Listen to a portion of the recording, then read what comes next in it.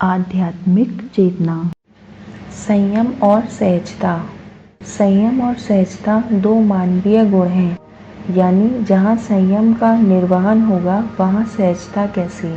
हालांकि वास्तविकता तो यही है कि मनुष्य की असंयमित जीवन शैली उसे सतही तौर पर सहजता या चैन की अनुभूति महसूस कराती है, लेकिन यह दौर स्थायी नहीं होता। बालक जब धीरे धीरे होश संभालने लगता है तो माता पिता व उसके सभी शुभ चिंतक उसे मान्य अमान्य में अंतर समझाने के प्रयास में रहते हैं।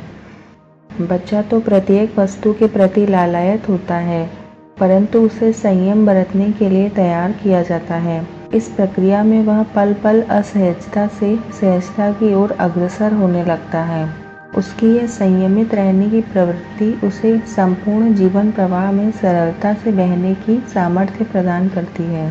सहज रहने के लिए संयम का समावेश उसके संस्कारों को सबल बनाता है। सबल व्यक्ति गूढ़ साधना, आत्मनियंत्रण, दृढ़ निश्चय के फलस्वरूप एक ऐसे स्तर पर पहुंच जाता है जो अंततः सरल, सहज व आदर्श स्वरूप का उदाहरण बन पड़ता है। जीवन तो ऐसी नौका है जो दुख सुख के थपेड़े खाती अपने मार्ग पर अग्रसर होती जाती है। सुख को भोगना यद्यपि सरल है, लेकिन संयम का समावेश उसमें भी लाभकारी है। दूसरी ओर दुख व कष्ट में संयम से काम लेना, सहज रहना तो वास्तव में सफलता की परिपाटी है। जीवन काल में दुखों से छुटकारा तो नहीं मिल सकता, किंतु व्याकुल होकर व्यथित रहना भी समाधान नहीं है।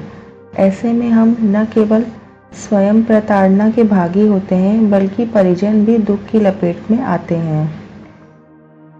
संयमित होने का प्रयास ही सहजता का वातावरण स्थापित करने में सक्षम हो सकता है।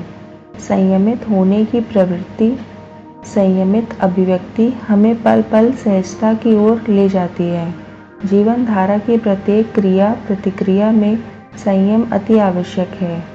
भाषा और वाणी पर संयम की शक्ति तो हमें दुखद अनुभूति से परिचित कराती है, सहजता के समीप लाती है। यहाँ तक कि मानवता को बचाने व सही राह पर लाने के लिए संयम अत्यंत अनिवार्य है।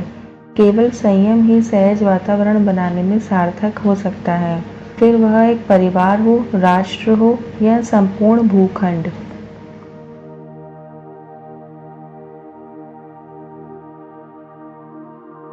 आप सभी का बहुत बहुत धन्यवाद।